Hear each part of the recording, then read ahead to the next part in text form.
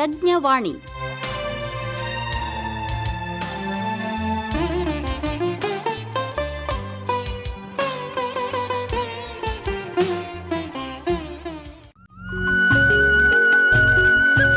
ಇವತ್ತಿನ ಕಾರ್ಯಕ್ರಮದಲ್ಲಿ ಆಲಿಸಿ ಕ್ರಿಯಾತ್ಮಕ ಆಹಾರಗಳು ಈ ಕುರಿತು ಬೀದರ್ನ ಕರ್ನಾಟಕ ಪಶುವೈದ್ಯಕೀಯ ಪಶು ಮತ್ತು ಮೀನುಗಾರಿಕಾ ವಿಜ್ಞಾನಗಳ ವಿಶ್ವವಿದ್ಯಾಲಯದ ಅಡಿಯಲ್ಲಿ ಬರುವ ಕಲಬುರಗಿಯ ಮಹಾಗಾಂವ್ ಕ್ರಾಸ್ನಲ್ಲಿರುವ ಹೈನು ವಿಜ್ಞಾನ ಮಹಾವಿದ್ಯಾಲಯದಲ್ಲಿ ಸಹಾಯಕ ಪ್ರಾಧ್ಯಾಪಕರಾಗಿ ಕಾರ್ಯನಿರ್ವಹಿಸುತ್ತಿರುವ ಡಾಕ್ಟರ್ ಆದರ್ಶ ಎಂ ಕಲ್ಲಾ ಅವರೊಂದಿಗಿನ ಮಾತುಕತೆ ನಡೆಸಿಕೊಡುತ್ತಾರೆ ಬಿ ಸಿದ್ದಣ್ಣ. ನಮಸ್ಕಾರ ರೈತ ಬಾಂಧವರೇ, ಇವತ್ತಿನ ಕೃಷಿ ರಂಗ ಕಾರ್ಯಕ್ರಮಕ್ಕೆ ಸ್ವಾಗತ. ರೈತ ಬಾಂಧವರೇ, ಇವತ್ತಿನ ಕಾರ್ಯಕ್ರಮದಲ್ಲಿ ಈ ಕ್ರಿಯಾತ್ಮಕ ಆಹಾರಗಳು ಅದರ ಬಗ್ಗೆ ನಾವು ತಿಳ್ಕೊಳ್ಳೋಣ. ಕ್ರಿಯಾತ್ಮಕ ಆಹಾರಗಳು ಅಂದರೆ ಏನು, ಅವು ಯಾವ್ಯಾವು, ಅವುಗಳ ಒಂದು ಇತಿಹಾಸ ಹೇಗಿದೆ, ಮತ್ತು ಈ ಯಾವ್ಯಾವನ್ನ ನಾವು ಕ್ರಿಯಾತ್ಮಕ ಆಹಾರಗಳಂತ ಕರಿತೀವಿ, ಅದರ ವಿಶೇಷತೆ ಏನು, ಇನ್ನೂ ಹಲವಾರು ವಿಷಯಗಳ ಬಗ್ಗೆ ನಾವು ಇವತ್ತು ಮಾಹಿತಿಯನ್ನು ಪಡೆಯೋಣ. ಇವತ್ತಿನ ಕಾರ್ಯಕ್ರಮದಲ್ಲಿ ಈ ವಿಷಯ ಕುರಿತಂತೆ ನಮಗೆ ಮಾಹಿತಿ ಮಾಡಿಕೊಡ್ತಿದ್ದಾರೆ ಬೀದರ್ನ ಕರ್ನಾಟಕ ಪಶುವೈದ್ಯಕೀಯ ಪಶು ಮತ್ತು ಮೀನುಗಾರಿಕಾ ವಿಜ್ಞಾನಗಳ ವಿಶ್ವವಿದ್ಯಾಲಯದ ಅಡಿಯಲ್ಲಿ ಬರುವ ಕಲಬುರಗಿಯ ಮಹಾಗಾಂವ್ ಕ್ರಾಸ್ನಲ್ಲಿರುವ ಹೈನು ವಿಜ್ಞಾನ ಮಹಾವಿದ್ಯಾಲಯದ ಸಹಾಯಕ ಪ್ರಾಧ್ಯಾಪಕರು ಆದರ್ಶ ಎಂ ಕಲ್ಲಾ ಅವರೀಗ ನಮ್ಮ ಜೊತೆಗಿದ್ದಾರೆ. ಸರ್, ಕಾರ್ಯಕ್ರಮಕ್ಕೆ ಸ್ವಾಗತ ಹಾಗೂ ನಮಸ್ಕಾರ. ನಮಸ್ಕಾರ ಸರ್. ಸರ್, ಈ ಕ್ರಿಯಾತ್ಮಕ ಆಹಾರಗಳ ಬಗ್ಗೆ ನಮ್ಮ ರೈತರಿಗೆ ತಾವು ಮಾಹಿತಿ ಮಾಡಿಕೊಡ್ಬೇಕು. ಅಂದರೆ ಕ್ರಿಯಾತ್ಮಕ ಆಹಾರಗಳು ಅಂದ್ರೆ ಏನು, ಯಾವಾಗ ಬರ್ತವೆ, ಅದರ ವಿಶೇಷತೆ ಏನು, ಇನ್ನೂ ಹಲವಾರು ವಿಷಯಗಳ ಬಗ್ಗೆ ನೀವು ತಿಳಿಸ್ಕೊಡಿ. ಮೊದಲಿಗೆ ಈ ಕ್ರಿಯಾತ್ಮಕ ಆಹಾರಗಳು ಅಂದರೆ ಏನು? ಸರ್, ಕ್ರಿಯಾತ್ಮಕ ಆಹಾರಗಳು ಅಂದರೆ ನಾವು ಇಂಗ್ಲೀಷಲ್ಲಿ ಇವನ್ನ ಫಂಕ್ಷನಲ್ ಫುಡ್ಸ್ ಅಂತ ಕರಿತೀವಿ. ಸೊ ಇವು ಬೇಸಿಕಲಿ ಬಂದ್ಬಿಟ್ಟು ಏನಂದರೆ ಮೂಲಭೂತ ಪೋಷಣೆಯನ್ನು ಮೀರಿದ, ಅಂದರೆ ಬೇಸಿಕ್ ನ್ಯೂಟ್ರಿಷನನ್ನು ಮೀರಿ ಘಟಕಗಳನ್ನು ಏನು ಆಹಾರಗಳು ಹೊಂದಿರ್ತವೆ ಅಂಥ ಆಹಾರಗಳನ್ನು ಕ್ರಿಯಾತ್ಮಕ ಆಹಾರಗಳಂತ ಕರಿತೀವಿ. ಈಗ ಫುಡ್ ಆ್ಯಂಡ್ ಅಗ್ರಿಕಲ್ಚರ್ ಆರ್ಗನೈಸೇಷನ್ ಅವರು ಅಂದರೆ ಆಹಾರ ಮತ್ತು ಕೃಷಿ ಸಂಸ್ಥೆಯವರು ಕ್ರಿಯಾತ್ಮಕ ಆಹಾರಗಳನ್ನಂದರೆ ಪೋಷಕಾಂಶಗಳ ಜೊತೆಗೆ ಆರೋಗ್ಯ ಪ್ರಯೋಜನಗಳನ್ನು ಹೊಂದಿರುವ ಆಹಾರಗಳಿಗೆ ಅವರು ಕ್ರಿಯಾತ್ಮಕ ಆಹಾರಗಳಂತ ಕರೀತಾರೆ. ಅಂದ್ರೆ ನಮಗೆ ಈಗ ನಮ್ಮ ಆಹಾರದಲ್ಲಿ ಕಾರ್ಬೋಹೈಡ್ರೇಟು, ಪ್ರೋಟೀನು ಇವೆಲ್ಲ ನಮಗೆ ಬೇಸಿಕ್ ನ್ಯೂಟ್ರಿಷನ್ ಕೊಡ್ತವೆ. ಅದರ ಜೊತೆ ನಮ್ಗೆ ಏನಿದೆ ಒಂದು ಬೇರೆ ಘಟಕಗಳಾದ ಫೈಟೋಕೆಮಿಕಲ್ಸ್ ಆಗಿರ್ಬೋದು, ಇಂಥವು ನಮಗೆ ಆರೋಗ್ಯವನ್ನು ಬಲಪಡಿಸುವಲ್ಲಿ ಏನು ಆಹಾರಗಳು ನಮಗೆ ಸಿಗ್ತವೆ ಅವನ್ನ ನಾವು ಕ್ರಿಯಾತ್ಮಕ ಆಹಾರಗಳೆಂದು ಕರಿತೇವೆ. ಈಗ ಕ್ರಿಯಾತ್ಮಕ ಆಹಾರಗಳ ಅಂತ ತಾವು ಹೇಳಿದ್ರಲ್ಲ, ಅವು ಯಾವ್ಯಾವಂತ ಏನಾದ್ರೂ ಹೇಳಲಿಕ್ಕೆ ಸಾಧ್ಯ ಆಗುತ್ತೆ? ಕ್ರಿಯಾತ್ಮಕ ಆಹಾರಗಳೆಂದ್ರೆ ನಾವು ಈಗ ಏನ್ ಅಂದ್ಕೊಳ್ತೀವಿ, ಅದರಲ್ಲಿ ಏನೋ ಒಂದು ಸ್ಪೆಷಲ್ ಆಗಿದೆ ಫಂಕ್ಷನಲ್ ಫುಡ್, ಅಲ್ಲಿ ಒಂದು ಫಂಕ್ಷನಲ್ ಕಂಪೋನೆಂಟ್ ಇರುತ್ತೆ ಆಹಾರದಲ್ಲಿ. ಹೌದು. ಈಗ ಕಾರ್ಬೋಹೈಡ್ರೇಟು, ಮಿನರಲ್ಲು, ನಾರಿನಾಂಶ ಆಗಿರ್ಬೋದು, ಕಬ್ಬಿನಾಂಶ ಆಗಿರ್ಬೋದು, ಇದು ನಿಮ್ಮ ಶರೀರದಲ್ಲಿ ಒಂದು ಶಕ್ತಿ ಮತ್ತೆ ಬೇರೆ ಕಾರ್ಯಗಳನ್ನು ಮಾಡಲು ಉಪಯೋಗ ಆಗುತ್ತೆ. ಅದೇ ರೀತಿ ಕೆಲವೊಂದು ಆಹಾರಗಳಲ್ಲಿ ಫೈಟೋಕೆಮಿಕಲ್ಸ್ ಅಂತ ಇರ್ತವೆ. ಇವು ಫೈಟೋಕೆಮಿಕಲ್ಸ್ ಏನಂದ್ರೆ ಬಯೋ ಆಕ್ಟಿವ್ ಕಂಪೋನೆಂಟ್ಸ್. ಇವು ಹಣ್ಣಿನಲ್ಲಿ ಒಂದು ಕಲರು ಮತ್ತೆ ಅದಕ್ಕೆ ರುಚಿ ಕೊಡುವ ಕಾರ್ಯ ಮಾಡ್ತವೆ. ಅವು ಪೋಷಕಾಂಶ ಕೊಡೋದಿಲ್ಲ, ಆದ್ರೆ ಇವುದರಲ್ಲಿ ರೋಗಗಳನ್ನು ನಿರೋಧಿಸುವ ಶಕ್ತಿಯನ್ನು ಹೊಂದಿರ್ತವೆ. ಈಗ ಗಜರಿಯಲ್ಲಿ ಆರೆಂಜ್ ಕಲರ್ ಬರುತ್ತೆ, ಅದು ಕೆರಾಟಿನೈಡ್ ಅಂತ ಒಂದು ಫೈಟೋಕೆಮಿಕಲ್ ಬರುತ್ತೆ. ಅದೇ ರೀತಿ ಆಂಥೋಸೈನಿನ್ ಅಂತ, ಇದು ಪರ್ಪಲ್ ಕಲರ್ ಕ್ಯಾಬೇಜ್ ಬರುತ್ತಲ್ಲ, ಆ ಪರ್ಪಲ್ ಕಲರ್ ಬರೋದಕ್ಕೆ ಇದು ಆಂಥೋಸೈನಿನ್ ಕಾರಣವಾಗಿರುತ್ತೆ. ಸೊ ಇವು ಫೈಟೋಕೆಮಿಕಲ್ಸ್ ಏನಂತೀವಲ್ಲ, ಇವು ಆಂಟಿ ಕಾರ್ಸಿನೋಜೆನಿಕ್ ಇರ್ತವೆ, ಮತ್ತೆ ಆಂಟಿ ಡಯಾಬಿಟಿಕ್ಸ್ ಇರ್ತವೆ, ಮತ್ತೆ ಆಂಟಿ ಇನ್ಫ್ಲಮೇಟರಿ ಇರ್ತವೆ. ಉದಾಹರಣೆಗೆ ನೋಡಿ, ಆಂಟಿ ಥ್ರೋಂಬಿಕ್ ಅಂತ ಬರುತ್ತೆ. ಆಂಟಿ ಥ್ರೋಂಬಿಕ್ ಅಂದ್ರೆ ಕ್ಲಾಟಿಂಗ್ ಆಗುತ್ತೆ, ಏನಾದ್ರು ಕಟ್ಟಾದ ಬ್ಲಡ್ ಕ್ಲಾಟ್. ಅವಾಗ ಕರ್ಕುಮಿನ್ ಅಂತ ಹೇಳಿ ಒಂದು ಬಯೋಆಕ್ಟಿವ್ ಕಂಪೋನೆಂಟ್, ಇದು ನಿಮ್ಮ ಅರಿಶಿಣದಲ್ಲಿ ಇರುತ್ತೆ. ಇದೇನ್ ಮಾಡುತ್ತೆ, ಆಂಟಿ ಕ್ಲಾಟಿಂಗ್ ಏಜೆಂಟ್ ಇದೆ ಇದರಲ್ಲಿ, ಆಂಟಿ ಥ್ರೋಂಬಿಕ್. ಅದು ಅದಕ್ಕೆ ನೋಡಿ ಮೊದಲೆಲ್ಲ ಕಟ್ ಆದಾಗ ಅರಿಶಿಣ ಹಚ್ಚೋದು. ಸೊ ಇವು ನೈಸರ್ಗಿಕವಾಗಿ ಹಣ್ಣಿನಲ್ಲಿ ಇರ್ತವೆ. ಇಂತಹ ಪದಾರ್ಥಗಳನ್ನು ಫಂಕ್ಷನಲ್ ಫುಡ್ಸ್ ಅಥವಾ ಕ್ರಿಯಾತ್ಮಕ ಆಹಾರಗಳಂತ ಕರಿತೀವಿ. ಈ ಕ್ರಿಯಾತ್ಮಕ ಆಹಾರಗಳ ಯಾವಾಗ್ಲಿಂದ ಗುರುತಿಸಲ್ಪಟ್ಟಿವೆ, ಅದ್ರ ಬಗ್ಗೆ ಹೇಳಿ ಸರ್. ಸರ್, 1991ರಲ್ಲಿ ಏನಾಯ್ತು, ಜಪಾನಿನ ಆರೋಗ್ಯ ಮತ್ತು ಕಲ್ಯಾಣ ಸಚಿವಾಲಯವು ಕೆಲವು ಕ್ರಿಯಾತ್ಮಕ ಆಹಾರಗಳನ್ನು ವಾಣಿಜ್ಯಕರಣವನ್ನು ಕಮರ್ಷಿಯಲೈಸೇಷನ್ ಮಾಡೋಕೆ ಏನ್ ಮಾಡಿದ್ರು, ಒಂದು ಕಾನೂನುಬದ್ಧವಾಗಿ ಅನುಮತಿ ನೀಡಿದ್ರು. ಅಲ್ಲಿ ಅವ್ರು ಏನ್ ಮಾಡಿದ್ರು, ಒಂದು ವಿಶ್ವದ ಮೊದಲು ನೀತಿಯಾದ ನಿರ್ದಿಷ್ಟ ಆರೋಗ್ಯ ಬಳಕೆಗಾಗಿ ಆಹಾರಗಳು, ಅಂದ್ರೆ food for specified health uses, FOSHU ಅಂತ ಹೇಳ್ಬಿಟ್ಟು ಸ್ಟಾರ್ಟ್ ಮಾಡ್ತಾರೆ. ಈ ಫೋಶೋ ಉತ್ಪನ್ನಗಳು ನಿರ್ದಿಷ್ಟ ಮಟ್ಟದ ಆರೋಗ್ಯ ಪ್ರಯೋಜನಗಳನ್ನು ಪಡೆದಿರ್ತವೆ. ಪೋಶೋ ಅವ್ರ ಫಸ್ಟ್ ಕಮರ್ಷಿಯಲ್ ಪ್ರಾಡಕ್ಟ್ ಯಾವ್ದು ಮಾಡಿದ್ದಂದ್ರೆ ಹೈಪೋ ಅಲರ್ಜೆನಿಕ್ ರೈಸ್ ಅಂತ ಹೇಳ್ಬಿಟ್ಟು. ಈಗ ಏನಾಗುತ್ತೆ, ಕೆಲವು ಜನರಿಗೆ ಅಲರ್ಜಿ ಇರುತ್ತೆ ಸರ್. ಒಂದ್ ಯಾವ್ದೋ ಪ್ರೋಟೀನ್ ಇಂದ ಅಲರ್ಜಿ ಇರುತ್ತೆ, ಒಂದ್ ಯಾವ್ದೋ ಕಂಪೋನೆಂಟ್ ಇಂದ, ಕೇಸಿನಿಂದ ಅಲರ್ಜಿ ಇರ್ಬೋದು, ಒಂದ್ ಯಾವ್ದೋ ಪ್ರೋಟೀನ್ ಇಂದ. ಸೊ ಇವ್ರೇನ್ ಮಾಡಿದ್ರು, ಹೈಪೋಅಲರ್ಜೆನಿಕ್ ರೈಸ್ ಅಂದ್ರೆ ಬೆಳೆಯುವ ಮುಖಾಂತರನೇ ಆ ಅಲರ್ಜಿಕ್ ಕಂಪೌಂಡ್ ನ ತೆಗೆದ್ರು, ಅಥವಾ ಪ್ರೊಸೆಸಿಂಗ್ ಮಾಡಬೇಕಾದ್ರೆ ಅದನ್ನ ತೆಗೆದ್ಬಿಟ್ಟು ಆ ಪ್ರಾಡಕ್ಟ್ ಅನ್ನು ಜನರಿಗೆ ಕೊಟ್ಟರು. ಫಸ್ಟ್ ಕಮರ್ಷಿಯಲೈಸ್ಡ್ ಫಂಕ್ಷನಲ್ ಪ್ರಾಡಕ್ಟ್ ಅಂದ್ರೆ ಹೈಪೋಅಲರ್ಜೆನಿಕ್ ರೈಸ್. ಸೊ ಇಲ್ಲಿಂದ ಸ್ಟಾರ್ಟ್ ಆಗಿದ್ದು ಕ್ರಿಯಾತ್ಮಕ ಆಹಾರಗಳು ಮಾರ್ಕೆಟ್ ಅಲ್ಲಿ ಸುಮಾರು ಸಿಗ್ತವೆ ನಮ್ಗೆ. ಆಹಾರಗಳಂದ್ರೆ ಸಾಮಾನ್ಯವಾಗಿ ತಾವಾಗಲೇ ಹೇಳ್ದಂದಾಗ ಕಾರ್ಬೋಹೈಡ್ರೇಟ್ಸು, ಪ್ರೋಟೀನ್ಸು, ಮಿನರಲ್ಸು, ಈ ಥರ ಒಂದೊಂದು ಪದಾರ್ಥದಲ್ಲಿ ಒಂದೊಂದು ಅಂಶ ದೊರೀತೈತೆ, ಪೋಷಕಾಂಶಗಳು ಅಂತ ನಾವು ಗುರುತಿಸ್ತೇವೆ. ಎಲ್ಲ ಡಾಕ್ಟರ್ಗಳು ಹೇಳ್ತಿರ್ತೀವಿ ಇಂಥವೆಲ್ಲ ಇದು ಮಾಡಬೇಕು ಅಂತ. ತಾವು ಹೇಳಿದ ಪ್ರಕಾರ ಒಂದೊಂದು ಆಹಾರದಲ್ಲಿ ವಿಶೇಷ ಗುಣಗಳಿರ್ತವೆ, ಅವನ್ನ ನಾವು ಕ್ರಿಯಾತ್ಮಕ ಆಹಾರಗಳಂತ ತಾವು ಹೇಳ್ಬೋದು ಅಂತ ಹೇಳಿದ್ರೆ, ಈಗ ನಾವು ಎಲ್ಲ ಆಹಾರಗಳಲ್ಲಿ ಬೇರೆ ಬೇರೆ ಥರ ಒಂದು ವಿಶೇಷ ಗುಣಗಳಿರ್ತವೆ, ನಾವು ಎಲ್ಲನೂ ಕ್ರಿಯಾತ್ಮಕ ಆಹಾರಗಳಂತ ಕರಿಬೋದಾ ಹೇಗೆ ಅಂತ? ಈಗ ನೋಡಿ, ದಾಳಿಂಬೆ ಹಣ್ಣಾಗಿರ್ಬೋದು, ಮತ್ತೆ ಗೆಣಸು ಆಗಿರ್ಬೋದು, ಬೀಟ್ರೂಟ್ ಆಗಿರ್ಬೋದು, ಇದರಲ್ಲಿ ಯಾವ್ದಾದ್ರು ಒಂದು ಕಂಪೋನೆಂಟ್ ಇದ್ದೇ ಇರುತ್ತೆ. ಈಗ ಟೊಮೊಟೊ ತಗೊಳ್ರಿ, ಅದರಲ್ಲಿ ಲೈಕೋಪಿನ್ ಅಂತ ಇರುತ್ತೆ ಸರ್. ಸೊ ಹಾಗಾಗಿ ಏನಾಗುತ್ತೆ, ಈ ಎಲ್ಲಾ ಆಹಾರಗಳನ್ನು ನಾವು ಕ್ರಿಯಾತ್ಮಕ ಆಹಾರಗಳಂತ ಕರೆಯಕ್ಕಾಗಲ್ಲ. ಈಗ ಅಂದ್ರೆ ಎಲ್ಲಾ ಆಹಾರಗಳು ಆರೋಗ್ಯಕ್ಕೆ ಒಂದು ಒಳ್ಳೇದು ಏನಾದ್ರೂ ಕೊಟ್ಟೇ ಕೊಡುತ್ತೆ. ಇವುಗಳನ್ನು ನೀವು ಆರೋಗ್ಯಕರ ಆಹಾರಗಳು ಅಥವಾ ರೋಗವನ್ನು ತಡೆಗಟ್ಟಲು ಸಹಾಯ ಮಾಡುವ ಆಹಾರಗಳನ್ನು ಕರಿಬಹುದು. ಒಂದು ಆಹಾರವನ್ನು ಕ್ರಿಯಾತ್ಮಕ ಆಹಾರ ಎಂದು ಕರಿಬೇಕಾದ್ರೆ ಅದು ಒಂದು ನಾವೆಲ್ ಫುಡ್ ಆಗಿರ್ಬೇಕು, ನವೀನ ಆಹಾರ ಆಗಿರ್ಬೇಕು. ಇಲ್ಲೇನಾಗುತ್ತೆ, ನೀವು ಇಂಟೆಂಡೆಡ್ ಬೆನಿಫಿಟ್ ಅಂತೀವಿ, ಅಂದ್ರೆ ಉದ್ದೇಶಿತ ಪ್ರಯೋಜನವನ್ನು ಹೊಂದಿರಬೇಕು ಆಹಾರ, ಮತ್ತೆ ಸುರಕ್ಷಿತ ಮತ್ತು ಸಾಕಷ್ಟು ಪ್ರಮಾಣದಲ್ಲಿ ಆ ಕಂಪೋನೆಂಟ್ ಸಾಂದ್ರತೆ ಇರಬೇಕು, ಕಾನ್ಸಂಟ್ರೇಷನ್. ಈಗ ನಾನು ನಿಮ್ಗೆ ಎಕ್ಸಾಂಪಲ್ ಹೇಳ್ತೀನಿ. ಈಗ ಒಂದು ಪ್ರೋಬಯೋಟಿಕ್ ಡ್ರಿಂಕ್, ಆ ಪ್ರೋಬಯೋಟಿಕ್ ಡ್ರಿಂಕ್ ಯಾಕುಲ್ಟ್ ಬರುತ್ತೆ ಅಥವಾ ಮೊಸರು ಬರುತ್ತೆ, ಅದನ್ನ ಪ್ರೋಬಯೋಟಿಕ್ ಅನ್ಬೇಕಂದ್ರೆ ಅದರಲ್ಲಿ ಕನಿಷ್ಠ 10⁻⁷ CFU per gram, colony farming unit per gram ಅಷ್ಟು ಸೂಕ್ಷ್ಮ ಜೀವಗಳು ಇರಬೇಕು. ಅವು ಇರ್ಲಿಲ್ಲ ಅಷ್ಟು ಪ್ರಮಾಣದಲ್ಲಿ ಅಂದ್ರೆ ಅದು ನೀವು ಪ್ರೋಬಯೋಟಿಕ್ ಅಂತ ಕರೆಯಕ್ಕಾಗಲ್ಲ. ಹಾಗಾಗಿ ಒಂದು ಕ್ರಿಯಾತ್ಮಕ ಆಹಾರ ಅಂದ್ರೆ ನೀವೇನ್ ಅದರಲ್ಲಿ ಒಂದು ಕಂಪೋನೆಂಟ್ ಹಾಕ್ತೀರಾ ಅದು ಸುರಕ್ಷಿತವಾಗಿರಬೇಕು ಮತ್ತು ಸಾಕಷ್ಟು ಹೆಚ್ಚಿನ ಸಾಂದ್ರತೆಯಲ್ಲಿ ಇರಬೇಕು, ಕಾನ್ಸಂಟ್ರೇಷನ್ ಅಲ್ಲಿ. ಈಗ ಒಂದ್ ಗಜ್ರಿ ತಿನ್ನೋದ್ರಿಂದ ನಿಮ್ಗೆ ಒಂದು 10 ಮೈಕ್ರೋಗ್ರಾಮ್ ಕೆರಾಟಿನೇಟ್ ಸಿಗಬಹುದು, ಆದ್ರೆ ನಿಮ್ ಶರೀರಕ್ಕೆ ಒಂದು 30 ಮೈಕ್ರೋಗ್ರಾಮ್ ಕೆರಾಟಿನೇಟ್ ಬೇಕಾಗಿರುತ್ತೆ. ಅವಾಗ ಈ ತರ ನವೀನ ಆಹಾರಗಳು, ಮೊಸರಿನಲ್ಲಿ ಕೆರಾಟಿನ್ ಹಾಕ್ಬಿಟ್ಟು ತಿನ್ಬೋದು, ಅಲ್ಲಿ ನಿಮ್ಗೆ ಏನಾಗುತ್ತೆ, ಒಂದು 30 ಮೈಕ್ರೋಗ್ರಾಮ್ ರಿಕ್ವೈರ್ಮೆಂಟ್ ನಿಮ್ ಶರೀರಕ್ಕೆ ಸಿಕ್ಬಿಡುತ್ತೆ. ಅಂತ ಆಹಾರಗಳನ್ನ ನಾವು ಕ್ರಿಯಾತ್ಮಕ ಆಹಾರಗಳಂತ, ಎಲ್ಲ ಆಹಾರಗಳನ್ನು ಕ್ರಿಯಾತ್ಮಕ ಆಹಾರಗಳಂತ ಕರೆಯಕ್ಕಾಗ. ನಮ್ಮ ಒಂದು ಆರೋಗ್ಯಕ್ಕೆ ಏನು ಬೇಕು ಅಂತ ಪದಾರ್ಥಗಳನ್ನ ಸೇರಿಸಿ ಅದನ್ನ ತಯಾರು ಮಾಡುವಂತದ್ದು ನಾವು ಆಹಾರ ಅಂತ ಹೇಳ್ಬೋದು. ಬಲವರ್ಧಿತವಾಗಿರೋದು, ಎನ್ರಿಚ್ಡ್ ಆಗಿರೋದು. ಈಗ ಪ್ರೋಟೀನ್ ಫುಡ್ ಅಂತ ಹೇಳ್ತಿರ್ತಾರೆ, ಎಲ್ಲ ಸ್ಪೋರ್ಟ್ಸ್ ಪರ್ಸನ್ಸ್ ಕೊಡ್ತಿರ್ತಾರೆ, ಆ ತರ ಬೇರೆ ಬೇರೆ ಇರ್ತಾವಲ್ಲ, ಅವನ್ನ ನಾವು ಕ್ರಿಯಾತ್ಮಕ ಆಹಾರಗಳಂತ ಕರಿಬಹುದು. ಈಗ ಕೆಲವು ಉದಾಹರಣೆಗಳನ್ನ ಹೇಳಲಿಕ್ಕೆ ಆಗುತ್ತಾ ಸರ್? ತಾವಾಗ್ಲೇ ಹೇಳಿದ ಮೊಸರು ಅಂತ ಹೇಳಿದ್ರೆ, ಅದೇ ರೀತಿ ಬೇರೆ ಬೇರೆ ಕಿತ್ತಲೆ ಹಣ್ಣು, ಆರೆಂಜ್ ಜ್ಯೂಸ್. ಆರೆಂಜ್ ಜ್ಯೂಸ್ ಅಲ್ಲಿ ಕ್ಯಾಲ್ಸಿಯಂ ಹಾಕ್ತಿವಿ, ಅದು ಕ್ರಿಯಾತ್ಮಕ ಆಹಾರ ಆಗಿಬಿಡುತ್ತೆ. ಅದೇ ರೀತಿ ಒಮೆಗಾ 3 ಫ್ಯಾಟಿ ಆಸಿಡ್. ಈ ಒಮೆಗಾ 3 ಫ್ಯಾಟಿ ಆಸಿಡ್ ಗೊತ್ತು ನಿಮ್ಗೆ, ಹೃದಯ ಸಂಬಂಧಿತ ಕಾಯಿಲೆಗಳು ಮತ್ತು ಸ್ಮರಣ ಶಕ್ತಿ ದುರ್ಬಲತೆ ಆಗಿರ್ಬೋದು, ಮತ್ತೆ ಅರಿವಿನ ದುರ್ಬಲತೆ ಆಗಿರ್ಬೋದು, ಇದರ ವಿರುದ್ಧ ಈ ಒಮೆಗಾ 3 ಫ್ಯಾಟಿ ಆಸಿಡ್ ಚೆನ್ನಾಗಿ ಕೆಲಸ ಮಾಡುತ್ತೆ. ಸೊ ಈ ಒಮೆಗಾ 3 ಫ್ಯಾಟಿ ಆಸಿಡ್ ನಿಮ್ ಬೆಣ್ಣೆಯಲ್ಲಾಗಿರ್ಬೋದು, ಮಾರ್ಜಿನಲ್ ಆಗಿರ್ಬೋದು ಹಾಕಿ ನೀವೇನ್ ತಯಾರು ಮಾಡ್ತೀರಾ ಅದು ಕ್ರಿಯಾತ್ಮಕ ಆಹಾರ ಆಗಿಬಿಡುತ್ತೆ. ಅದೇ ರೀತಿ ಈಗ ನಮ್ ಪ್ರೋಬಯೋಟಿಕ್ಸ್ ಇದೆ ಸರ್. ಈಗ ಮೊದಲಿಂದನೂ ಜನ ಮೊಸರಾಗಿರ್ಬೋದು, ಯೋಗಟ್ ಆಗಿ, ಕೆಫೀರ್ ಆಗಿರ್ಬೋದು, ಇದನ್ನು ಪ್ರೋಬಯೋಟಿಕ್.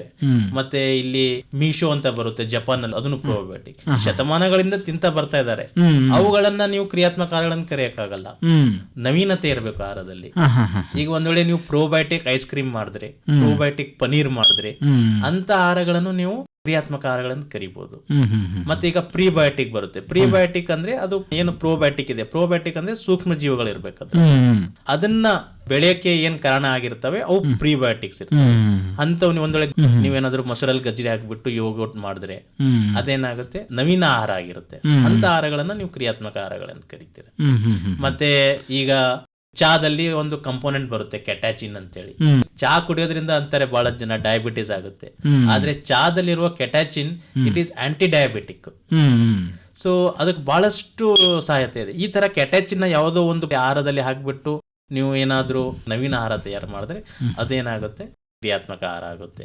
ಅದೇ ರೀತಿ ಬೆರ್ರೀಸ್ ಅಲ್ಲಿ ಆಂಥೋಸಯಾನಿನ್ ಇರುತ್ತೆ. ಆಂಥೋಸಯಾನಿನ್ ಇಂದ ಏನೋ ಒಂದು ಆಹಾರ ತಯಾರು ಮಾಡ್ತೀರಾ, ಅದು ಕ್ರಿಯಾತ್ಮಕ ಆಹಾರ ಆಗಿಬಿಡುತ್ತೆ. ಸೊ ಇವೆಲ್ಲ ಉದಾಹರಣೆಗಳು ನಿಮ್ಗೆ ಸಿಗ್ತವೆ ಕ್ರಿಯಾತ್ಮಕ ಆಹಾರಗಳಲ್ಲಿ.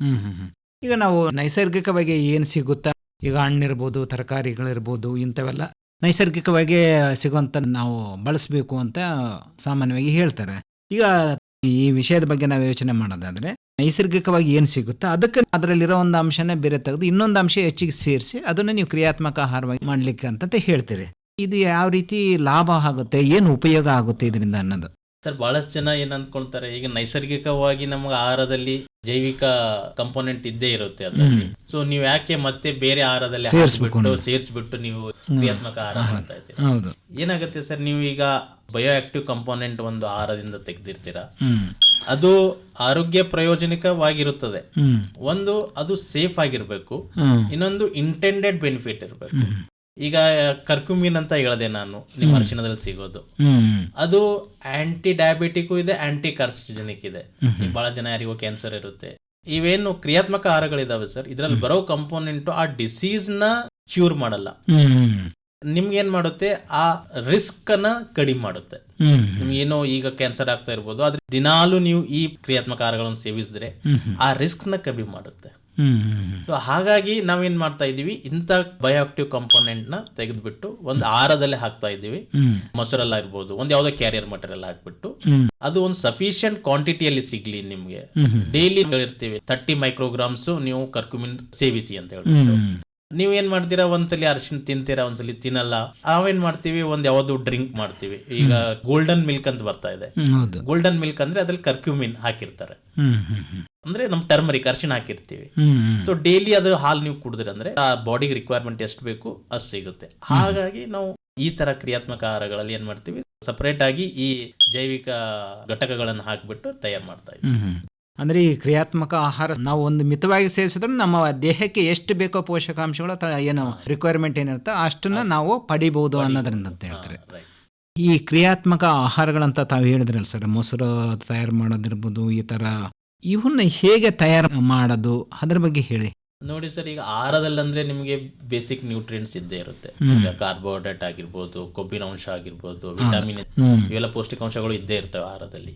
ಈಗ ಆಹಾರದಲ್ಲಿ ಏನಾದ್ರೂ ಪೌಷ್ಟಿಕಾಂಶಗಳನ್ನು ಹೊರತೆಗೆದು ಅಥವಾ ಜೈವಿಕ ಸಕ್ರಿಯ ಘಟಕಗಳನ್ನು ಸೇರಿಸುವ ಮೂಲಕ ನೀವು ಕ್ರಿಯಾತ್ಮಕ ಆಹಾರಗಳನ್ನು ತಯಾರಿಸಬಹುದು.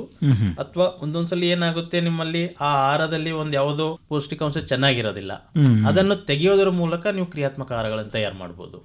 ಉದಾಹರಣೆಗೆ ನಾನು ಹೇಳ್ತೀನಿ, ಫೋರ್ಟಿಫಿಕೇಶನ್ ಅಂತ ಬರುತ್ತೆ. ಅಂದ್ರೆ ಅಲ್ಲಿ ಒಂದು ಯಾವುದೋ ಒಂದು ಕಂಪೋನೆಂಟ್ ನ ಹೆಚ್ಚಿಸುವುದು.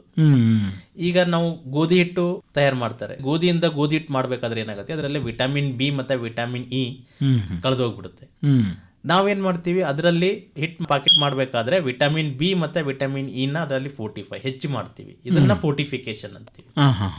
ಇನ್ನೊಂದೇನಾಗುತ್ತೆ, ಸೇರಿಸುವುದಂದ್ರೆ ಈಗ ಆ ಆಹಾರದಲ್ಲಿ ಬಯೋಆಕ್ಟಿವ್ ಕಂಪೋನೆಂಟ್ ಏನು ಜೈವಿಕ ಸಕ್ರಿಯ ಘಟಕ ಇದೆ ಇರೋದಿಲ್ಲ ಅದರಲ್ಲಿ. ನಾವೇನ್ ಮಾಡ್ತೀವಿ, ಅದರಲ್ಲಿ ಆ ವಿಟಮಿನ್ ಆಗಿರ್ಬೋದು ಅಥವಾ ಕ್ಯಾಲ್ಸಿಯಂ ಆಗಿರ್ಬೋದು, ಅದನ್ನ ಆ ಹಣ್ಣಿನ ರಸಕ್ಕೆ ಅಥವಾ ಹಾಲಿನ ರಸಕ್ಕೆ ಈಗ ಬರುತ್ತೆ. ವಿಟಮಿನ್ ಡಿ ಸೇರಿಸಿದ ಹಾಲು, ಹಾಗೆ ಕಬ್ಬಿಣದ ಬಲವರ್ಧಿತ ಹಾಲು, ಈ ತರ ಎಲ್ಲ ಏನಾಗುತ್ತೆ ಸೇರಿಸೋದ್ರಿಂದ ಅದೊಂದು ಫೋರ್ಟಿಫಿಕೇಶನ್ ಆಗುತ್ತೆ. ಅದೇ ರೀತಿ ಬದಲಿಸೋ ಅಂದ್ರೆ ರೀಪ್ಲೇಸಿಂಗ್. ಈಗ ಕೊಬ್ಬಿನ ಅಂಶ ಗೊತ್ತು ಸರ್, ಹೃದಯ ರೋಗಕ್ಕೆ ಕಾರಣವಾಗಿರುವಂತದ್ದು. ಈಗ ಒಂದ್ ವೇಳೆ ಕೊಬ್ಬಿನ ಅಂಶ ಆಹಾರದಲ್ಲಿ ಇರ್ಲಿಲ್ಲ ಅಂದ್ರೆ ನಮ್ಗೆ ಆ ಆಹಾರಕ್ಕೆ ಒಂದ್ ಏನ್ ಟೆಕ್ಸ್ಚರ್ ಬೇಕು. ಐಸ್ ಕ್ರೀಮ್ ಅಲ್ಲಿ ಇಷ್ಟು % ಕೊಬ್ಬಿನ ಅಂಶ ಇರ್ಬೇಕಂತ ಇದ್ದೇ ಇರುತ್ತೆ. ಅವಾಗ ಆ ಐಸ್ ಕ್ರೀಮ್ಗೆ ಒಂದ್ ಏನಿದೆ, ಒಂದು ಆಕಾರ, ಒಂದು ಬಾಡಿ ಟೆಕ್ಸ್ಚರ್ ಬರುತ್ತೆ. ಈ ಕೊಬ್ಬಿನ ಅಂಶ ಇರ್ಲಿಲ್ಲ ಅಂದ್ರೆ ನಿಮ್ಗೆ ಮೌತ್ ಫೀಲ್ ಬರಲ್ಲ, ಆ ಟೇಸ್ಟ್ ಬರಲ್ಲ.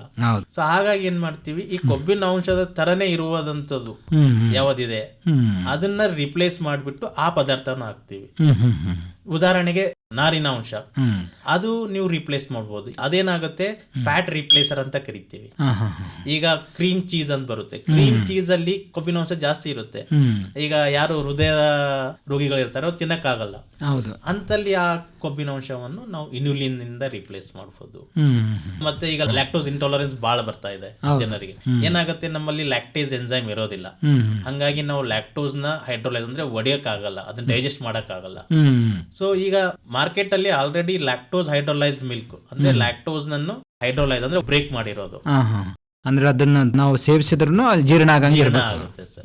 ಸೊ ಇಂಥವೇನು ರೀಪ್ಲೇಸರ್, ಬದಲಿಸಿದ ಆಹಾರಗಳಾಗಿರ್ತವೆ. ಈ ತರ ಒಂದು ಫೋರ್ಟಿಫಿಕೇಶನ್, ಒಂದು ಎನ್ರಿಚ್ಮೆಂಟ್, ಇನ್ನೊಂದು ರೀಪ್ಲೇಸ್ಮೆಂಟ್, ಈ ತರ ಮಾಡ್ಬಿಟ್ಟು ನೀವು ಕ್ರಿಯಾತ್ಮಕ ಆಹಾರಗಳನ್ನು ತಯಾರಿಸಬಹುದು.